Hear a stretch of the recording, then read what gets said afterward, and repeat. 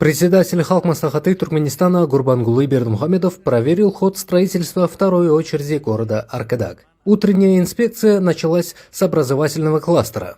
Был проверен ход модернизации новой спецшколы иностранных языков. По поручению председателя, лингофоны и кабинеты должны оснастить по последнему слову техники, а благодаря пристроенному детскому саду на 320 мест и новым стадионам школа превратится в единый комплекс, где молодежь сможет совмещать науку и спорт. Руководители города представили проекты новых административных зданий и экологичных объектов. Среди них электростанция Гун, которая будет работать на энергии солнца.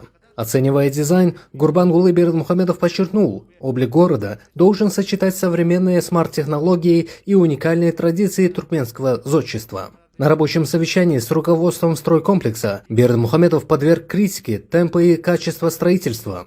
Отставание зафиксировано на объектах медицинского кластера и новом проспекте Ахалтекинских скакунов. Гурбангулы Бердымухамедов поручил в кратчайшие сроки исправить все недочеты и взять графики под жесткий контроль. Ускорить работы требуют и грядущие торжества.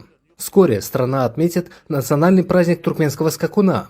К этой дате в Аркадаге не только откроют тематические выставки, но и вручат горожанам ключи от новых квартир. Масштабные планы по расширению города продолжаются. Уже известно, что в будущем здесь появится современный комплекс сельскохозяйственного университета.